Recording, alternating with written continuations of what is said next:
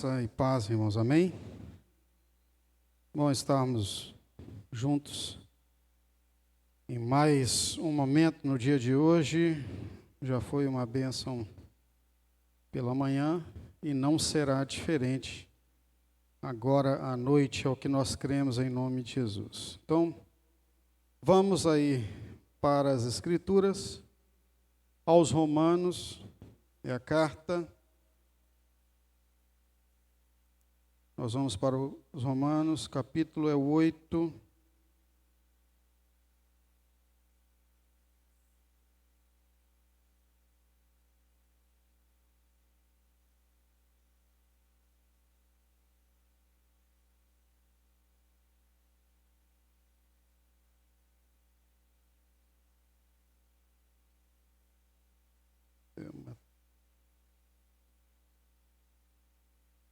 Só vamos ler só o verso 18, na tradução Almeida e Corrigida Fiel.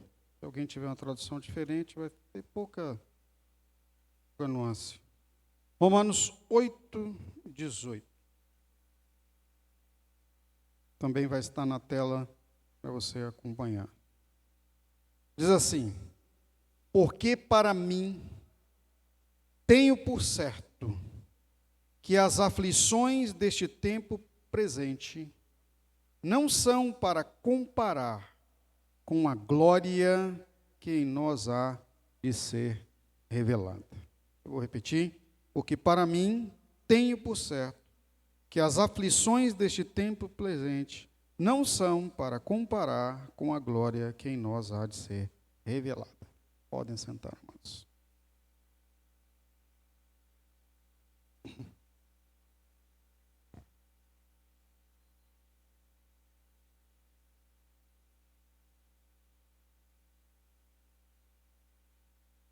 Acabamos de ler Romanos capítulo 8, como temos conhecimento das Sagradas Escrituras, o apóstolo Paulo traz a sua carta à igreja de Roma e a sua escrita tem um importante objetivo, que é dar à igreja o suporte, a instrução suficiente, capaz, para que eles pudessem suportar os tempos de aflição, as perseguições. Pelo histórico, nós sabemos que Roma, como centro do império romano daquela época, era também o centro da adoração ao imperador. E não era aceito pelo império nenhum outro culto a não ser o imperador, como forma de manter o governo. Então havia essa situação e muitas perseguições a igreja primeira estava suportando. A ponto de que chegou uma ocasião que a igreja não tinha local de se reunir, pois a perseguição era tão grande que o local de culto se tornaram as catacumbas de Roma. Existe até um livro, né?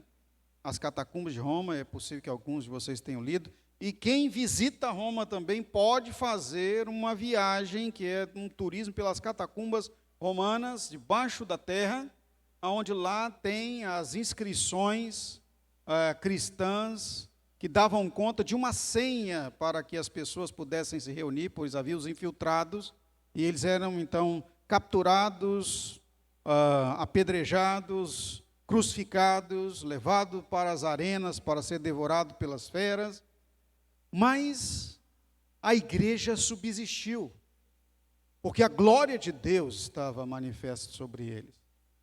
E não lhes importava as perseguições, eles estavam reunidos. Então Paulo fala assim: olha, as aflições que vocês estão agora suportando não são para comparar com a glória ainda que há de vir. E o tema da mensagem do dia de hoje é: eu quero glória. Não é uma pergunta, eu quero a glória, será que eu vou querer? Ou não, eu quero. Vamos repetir? Eu quero glória, você quer? Então diga bem forte: eu quero glória. Irmãos, aquilo que Deus tem preparado para nós não é comparado ao que você já tem usufruído de vitória. É muito maior, não é? É muito maior. Mas quem quer vitória, quem quer glória, tem que realizar alguma busca por ela. Nós temos que ir atrás, não é? Não dá para querer a glória de Deus e não investirmos em estar com Ele, estar nele e vivenciar o Espírito Santo. Não tem como. Por isso mesmo que precisamos investir em tempo com Deus, nós precisamos investir em estar no seio da igreja, não é? Para que a chama em nossa vida possa estar acesa, para que a glória esteja manifesta. E queridos, nós temos reuniões para nos nutrir espiritualmente. A igreja reunida, ela se abençoa, ela se nutre. Mas uma vez na semana, uma vez no final de semana, ainda nós achamos difícil. Não é? As coisas parecem que se tornam mais importantes. Mas o que é mais importante para mim e para você, senão a presença e a glória de Deus? O que nos atrai, senão a glória do Senhor? O que aconteceu com Moisés em Êxodo capítulo 3, ele estava lá no Monte Sinai, depois de sair de fuga do Egito, em relação àquela situação que ele viveu lá, da morte do egípcio, e estava pastoreando umas ovelhas, e o chamado de Deus para ele foi inusitado. Havia um arbusto, uma sarça, um pé de sarça, estava fumegando, queimando, mas aquele arbusto não se deteriorava e nem o fogo se apagava. A atenção de Moisés se virou para aquele evento, para aquela manifestação, e ele diz: eu vou para lá e vou ver o que está acontecendo. Quando nós temos oportunidade de nos aproximar da chama, da glória de Deus, da presença do Senhor, queridos, não podemos perder oportunidades. Nós temos que investir nela. Às vezes nós damos a desculpa do cansaço, nós damos a desculpa da falta de suporte, nós damos a desculpa de, estudo ou qualquer outra atividade, trabalho, mas a realidade é que nós precisamos investir, e quando nós queremos, nós fazemos acontecer. Quando nós estamos com foco e aquilo é prioridade, nós fazemos acontecer. Não é? Você tem um horário marcado, por exemplo, para chegar no aeroporto, para ir para um voo, você vai chegar. Se você tem um negócio para fechar, você vai fechar. Mas o que é mais importante do que a glória de Deus para a nossa vida? Porque nós somos espirituais. Então, na quarta-feira, nós temos uma vez para você se ajustar, um culto de 1 hora e um pouquinho. Né? Se nós vamos falar então na terça-feira à tarde, aí que não dá mesmo para a maioria estarem aqui, mas a igreja está aberta também na parte da tarde, para quem não pode. Mas nós temos a célula Mader, que você pode fazer uma reunião na sua casa, como foi aqui notado e transmitido pela irmã Vânia. Nós temos os Giavites, que estão reunidos uma vez na semana nos lares, em várias áreas da cidade, para que você possa ter uma oportunidade de estar reunido. Sabe, amados, nós não podemos trocar a glória de Deus e colocá-la em segundo plano. Você quer a glória de Deus? Sim ou não? Diz glória. Você precisa investir. Tem que investir. Não é? Não dá para quem quer glória, busca glória. E eu quero destacar aqui que a glória de Deus também não dá para ser mais ou menos. Não dá para ser pela metade. Vamos para 2 Coríntios capítulo 4, dos versos 4 a 6, Paulo escreve à igreja aos Coríntios, em sua segunda carta, o seguinte: nos quais o Deus deste século cegou os entendimentos dos incrédulos, para que não lhes resplandeça a luz do evangelho da glória de Cristo, que é a imagem de Deus, porque nós não nos pregamos a nós mesmos, mas a Cristo Jesus o Senhor, e nós mesmos somos vossos servos por amor de Jesus, porque Deus, que disse que das trevas resplandecesse a luz, e é quem resplandeceu em nossos corações, para a iluminação do conhecimento da glória de Deus, na face de Jesus Cristo. A igreja está reunida, não para pregar o que ela acha, o que ela pensa, mas o Cristo glorificado. Agora, queridos, olha, abra o entendimento, olha o que Paulo fala aqui à igreja de Corinto. Estão cegos os entendimentos dos incrédulos acerca do valor, da necessidade do investimento na glória. Não pode ser o nosso. O nosso não pode estar cego, tem alguma coisa errada.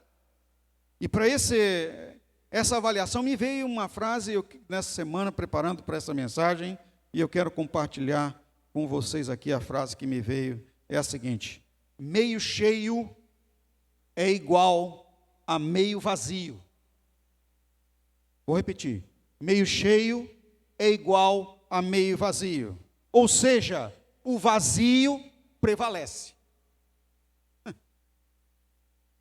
E quando me veio a frase meio cheio é igual a meio vazio, eu já imaginei um vasilhame ou um copo translúcido, né, transparente, e olhando uma água no meio do copo. A primeira coisa que nós olhamos quando visualizamos isso, olhando de cima para dentro do recipiente, não é o meio cheio, mas o que parece primeiro é o meio vazio. E aqui é um problema. Se nós estamos meio cheio, queridos, o que vai aparecer em nossa vida como filhos de Deus é o meio vazio. E meio vazio não serve para Deus. Ou somos totalmente cheios do Espírito Santo, ou somos plenos da glória de Deus, ou estamos na fornalha, ou estamos em direção à chama, ou não é nada. E se Moisés não tivesse dirigido a chama, ele não tinha tido contato com Deus, a ponto de o Senhor o chamar e dizer: tira a sandália dos teus pés, porque a terra que você pisa é terra santa. Não tinha tido a experiência, não seria ele o libertador. Quem está meio vazio, que ele está distante de Deus, está longe do Senhor, não dá para ele usar. A nossa decisão tem que ser firme, de viver totalmente para a glória de Deus. E quando nós estamos nesta decisão de viver a glória de Deus, de estar para o Senhor, olha, nós autorizamos no mundo espiritual, há uma autorização no mundo espiritual para que o Senhor possa vir e prover a sua vitória em nossa vida, pois nós estamos aptos a receber de Deus as benéficas.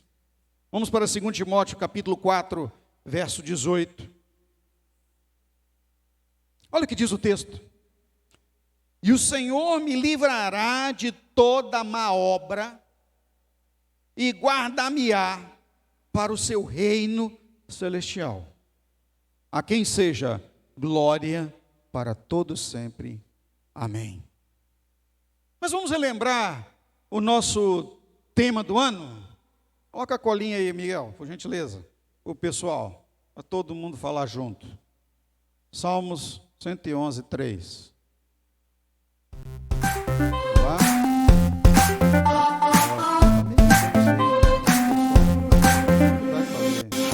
Está passando garrafinha. Agora chegou. Vamos lá? 1, 2, 3 e...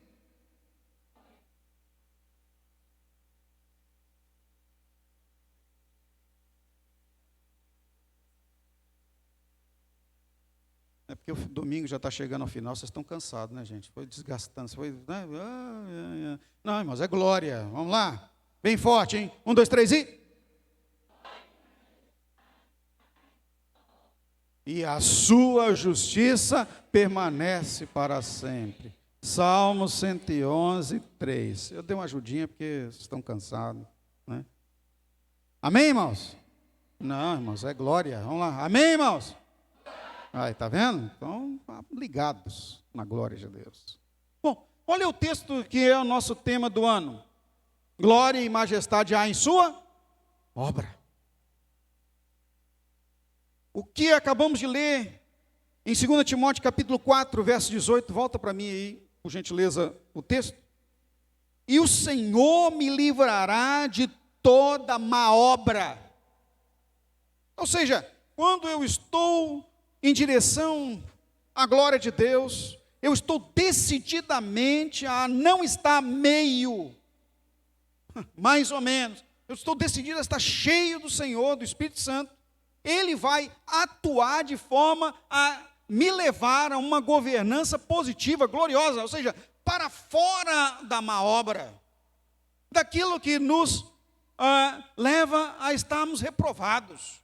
Não, ele vai nos levar a nos guardar, nos proteger para o seu reino,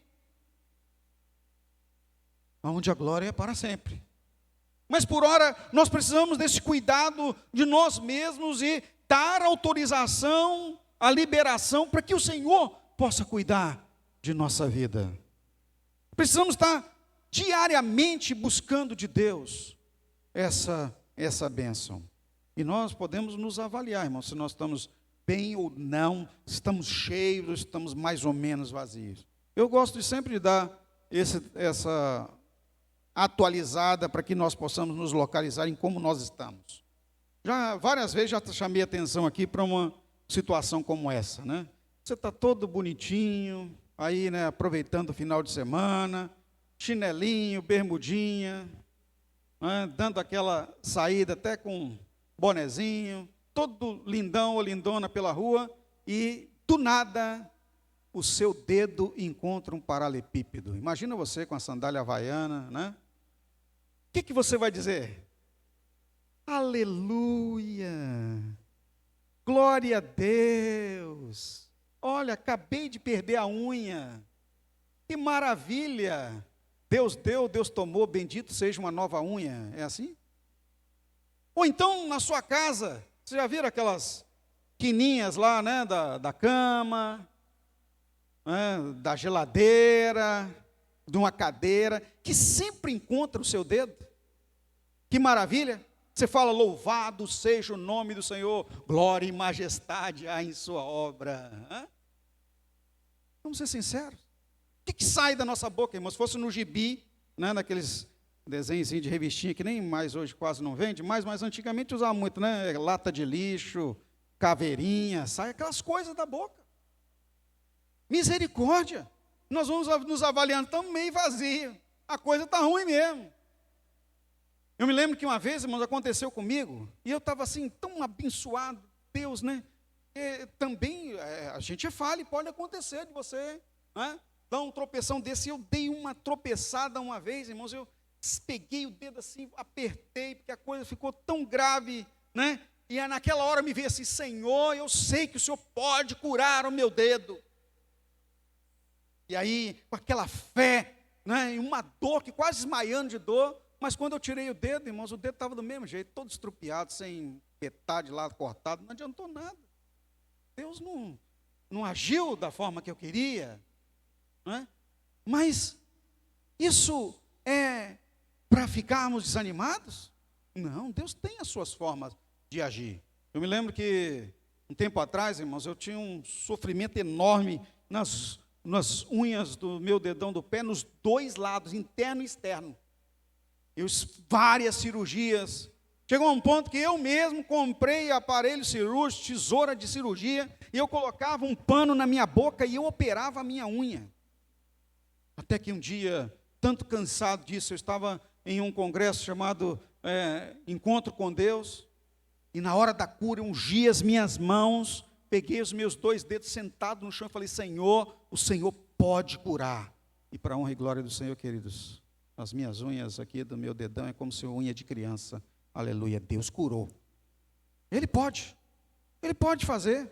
E nós precisamos estar, olha, investindo, dando-nos ao Senhor para que os milagres possam acontecer em nossa vida. As coisas abençoadas, a vitória possa nos chegar. Nós precisamos investir nesse tempo com o Senhor.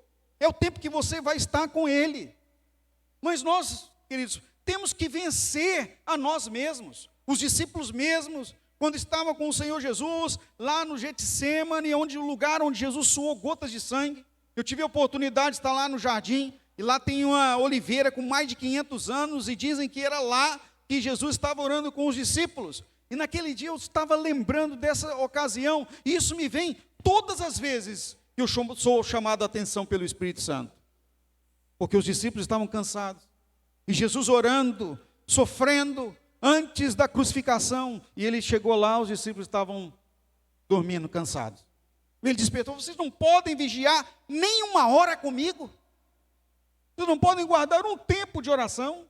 Irmãos, o Senhor continua falando conosco. Nós não podemos investir um tempinho da nossa vida.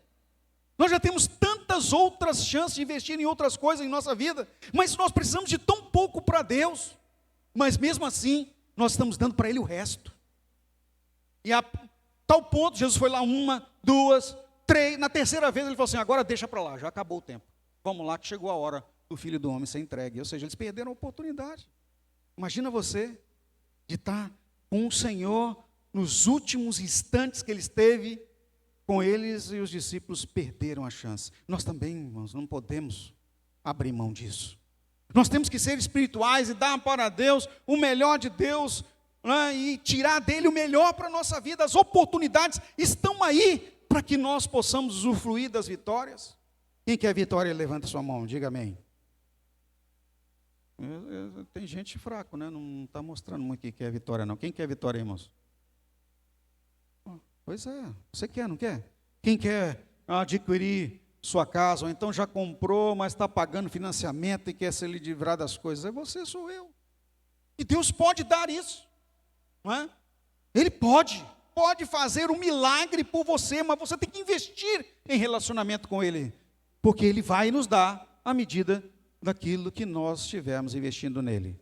Em Isaías, a palavra de Deus diz lá no capítulo 1, versículo 7, 8, 9, principalmente Isaías 1, 19, se quiseres e me ouvirdes, vocês vão comer o melhor dessa terra. Se quiseres e me ouvirdes. Mas nós precisamos investir. Nós vamos ter a contraprestação de Deus, nós vamos ter o investimento de Deus, quando nós dermos tudo para Ele. Jeremias 29, 13, diz o Senhor, buscar-me-eis e me achareis, quando vocês me buscarem de todo o vosso coração. É a forma. Mas à medida que nós vamos caminhando, que Ele sabe, nós precisamos de socorro, porque nós somos falhos, nós temos fragilidades, nós temos as nossas fraquezas, e são nestas áreas de fragilidade que nós somos atacados para nos afastar do Senhor. Não é? E o salmista, nos Salmos de número 79, no versículo 9, descortina para nós um segredo, ou como nós vamos fazer para nos manter um copo ou a nossa vida cheia do Espírito Santo. Nada de meio vazio, é sempre cheio. Diz assim: ajuda-nos, ó Deus, da nossa salvação, pela glória do teu nome, e livra-nos e perdoa os nossos pecados por amor do teu nome. Veja, você que tem 2 vezes o nome aqui, nome de Deus, mas o que ele clama é: ajuda, socorra-me, Senhor. Eu tenho comigo, queridos, toda manhã, eu louvo a Deus, né, porque Deus me deu uma cama bem alta, e eu fico, quando eu acordo, eu não consigo colocar imediatamente o pé no chão, então eu acordo, fico sentado na beira da cama, meu pé fica, né, balançando, e antes de colocar os pés no chão, eu digo para o Senhor: Senhor, esse dia é teu, me ajuda a me manter na tua glória, me ajuda a viver a tua graça, a ser teu filho durante esse dia, porque não é fácil, irmãos, não é fácil. Nós estamos no mundo, como disse o apóstolo Paulo aqui para a igreja de Roma, nós estamos em tempo de aflição, insegurança, dificuldade, e às vezes nós usamos até a desculpa da insegurança para não estar no reino de Deus, para não estar nas atividades do reino, da igreja, que é onde nós nos nutrimos, como eu falei aqui no início. Nessa semana mesmo, de sexta para sábado, eu tive um sonho que me perturbou muito. Eu acordei no sábado pela manhã com uma situação assim espiritual de muita luta. Porque, irmão, ninguém quer morrer. E o meu sonho foi que eu havia sido assassinado. Eu sonhei, acordei cedo assim, fui assassinado. Mas interessante, o sonho é o seguinte: eu não estava preocupado porque eu havia morrido. Não é? Eu já tinha morrido, já tinha passado um tempo que eu estava morto, e de repente a consciência me voltou, e eu fiquei olhando as coisas acontecendo, E o questionamento no sonho para mim era: quem me matou? Quem me matou? Eu não sabia quem tinha me matado. Eu acho que a pior coisa que alguém morrer é morrer sem saber quem matou. Foi esse sentimento que eu tive naquela hora. Quem me matou, gente? Eu até vi a Hélida nem tinha casado ainda, coitada, casa, viu? Se eu morrer, fica à vontade. Mas ela não tinha casado. Olha que sonho mais maluco, não é? Eu sabia que a Thalita estava lá, não é? Mas a minha preocupação é: quem foi que me matou? Irmãos, olha, isso me trouxe assim uma angústia durante todo o dia, até o ponto que eu cheguei: quer saber de uma coisa? Não importa, é como o apóstolo Paulo disse, né? Seja o viver, seja o morrer, nós somos do Senhor, não é? O viver é Cristo e o morrer é ganho. E aí me aliviou a cabeça, porque nós ficamos nessa sanha enorme de insegurança, de achar que as coisas estão difíceis. Se nós formos olhar hoje, irmãos, todos os lugares são inseguros. Tem gente que usa a desculpa assim: não vou para o templo, para o culto, porque é inseguro. Você sair na rua hoje é inseguro, irmão. Você está dentro de casa hoje é inseguro. Como eu costumo dizer, que não existe bala perdida. Você já reparou que quando uma bala sai, ela sempre é achada em alguém? É bala achada. Esse negócio de bala perdida não existe. E hoje de manhã eu nem falei, mas o diabo já dá a letra, né, como assim dizer, ele deixa as claras para as pessoas que saem pelas madrugadas. Olha o nome da atividade que as pessoas saem durante as noites para as danceterias, as festas. Nós vamos para a balada. Irmãos, é bala para todo lado. O diabo já está dizendo: vai ter bala por aí. Não é? Mas as pessoas vão assim mesmo. Para o mundo não tem nada difícil, não tem nada ruim, mas quando é para o reino de Deus, né, a pessoa virava à noite e ia para o carnaval e gastava dinheiro e vai para lá e vem para cá, vai para a festa onde for. Mas se é para o reino de Deus, nós temos dificuldade. Então nós temos que vencer essa barreira. Nós não podemos viver assim, irmãos. E eu sempre gosto de contar uma anedota, já contei algumas vezes aqui na igreja, mas me disseram que foi um fato real. E havia uma irmã de oração. Essa irmã era de uma igreja um pouco distante da casa dela, e ela, para ir e voltar da igreja, ela era sozinha, uma senhorinha, uma senhora negra, e naquela igreja eles tinham o costume das irmãs utilizarem como os da oração, as irmãs de oração, uma roupa branca, uma roupa branca para ir para a oração. E no caminho, no trajeto, ela passava necessariamente à frente do cemitério. Aqui eu não sei quem conhece o cemitério São Raimundo, aqui em Serra Sede, ou aquele de Carapina. É só você visualizar uma parede de cemitério, numa calçada grande, numa avenida. E ela passava na frente daquele cemitério para ir e voltar para a igreja. E um dos dias, um culto mais avantajado nas horas ficou, e ela sempre ia e voltava sozinha. Em segurança, voltando ela sozinha, passando na frente do cemitério, um bandido, um assaltante chegou e falou assim para ela: me dá tudo que você tem ou eu vou te matar. Aí a resposta dela para o assaltante foi a seguinte: eu não tenho nada para te dar, mas também não estou preocupada, porque eu não sou deste mundo mesmo. Pensa você, uma senhorinha, toda de branco, escurinha, sozinha na rua, na frente do cemitério, dizendo para o assaltante: eu não sou desse mundo mesmo. O que o assaltante fez? Diz a história que ele sentou o pé com medo do fantasma na frente do cemitério. Irmãos, é Deus quem nos guarda. Se o Senhor decidir que não chegou a sua hora, não vai chegar. Se Ele decidir que as coisas não vão acontecer, não vão acontecer. Foram inúmeras vezes que eu já tive arma na minha cabeça. E não foi arma assim, é arma na cabeça, no rosto. Quando eu trabalhava no banco. E aqui dentro do templo eu já sofri um atentado. Um tiro pegou aqui na madeira e foi lá onde está a pastora Hélida. E a perícia, quando avaliou, disse que o tiro foi direto. E veio de lá para cá. Alguém atirou de cima do prédio para acertar. E mirou mais ou menos na minha direção. Se não for o Senhor, irmãos, e eu estava pregando aqui, era na época de pandemia, estava gravando a mensagem, e eu disse assim: se o Senhor não livrar, quando eu levantei o dedo, tiro, pá. Se não for a hora, irmãos, não vai acontecer. Se o Senhor não permitir, nada vai acontecer na sua vida. O Senhor é quem nos guarda. Uma outra feita há mais de 7 anos atrás, nós nem tínhamos esse templo, era um templo da frente. Uns bandidos vieram perseguindo o irmão Cláudio para tentar levar o carro dele.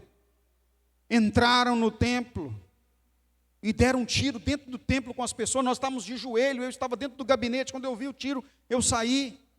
Isso deu jornal, deu tudo. Mas o que Deus fez foi que o homem tirou para acertar o pastor Miguel. Mas ele falou, o Senhor te repreenda. E o tiro subiu.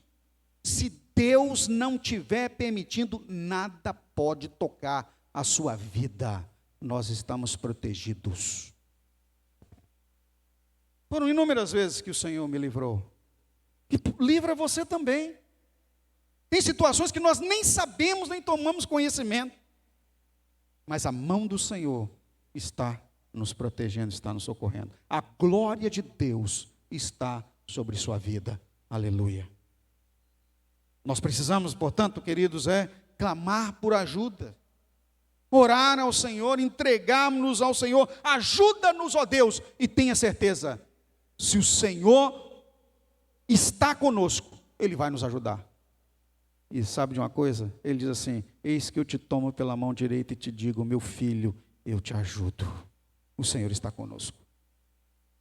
Nós precisamos crer, se o Senhor não vigiar, em vão vai vigiar a sentinela. Todos os cultos à noite aqui no templo, nós temos segurança lá fora. Você sair agora, tem gente que nem sabe, mas nós temos lá, um policial está lá. Está ali fora. Mas o que é isso? O que é um polícia aí na frente, se o Senhor não nos livrar? Se o Senhor não nos guardar? Pode ser que nós saímos daqui da frente, mas tem lá para os outros lares, tem os outros lugares que nós vamos transitar. O certo é que o Senhor está guardando, e a palavra nos garante, o anjo do Senhor acampa ao seu redor daqueles que o temem e os livra. Em nome de Jesus, repita comigo, eu estou livre para a glória de Deus. Mais uma vez, eu estou livre para a glória de Deus. Mais uma vez, bem alto, eu estou livre para a glória de Deus. Creia, creia. Viva essa realidade espiritual. Para finalizar, a palavra ainda em Salmos de número 71, verso 8. Diz assim, encha-se a minha boca do teu louvor e da tua glória todo o dia. É a oração do salmista. Encha-se a minha boca do teu louvor e da tua glória todo o dia. Irmãos, é o que nós precisamos. A nossa boca precisa ministrar, precisa glorificar ao Senhor. Nós precisamos estar com os nossos lábios treinados para louvar a Deus. E o próprio Senhor Jesus nos alertou que a boca fala do que está cheio o coração. Se nós estamos cheios da glória de Deus, se nós estamos vestindo na glória do Senhor, se nós estamos buscando Deus, se nós estamos no Senhor, a nossa boca vai transmitir. A palavra vai transmitir vitória. Como é que está você diante do Senhor? O Espírito Santo nos chama a atenção. Você quer glória? Sim, eu quero. É o que nós falamos aqui. Então nós precisamos clamar pela glória, investir na glória, vivenciar a glória, manifestar com os nossos lábios a glória de Deus. Vamos colocar de pé, que Deus multiplique essa palavra na sua vida, em nome de Jesus.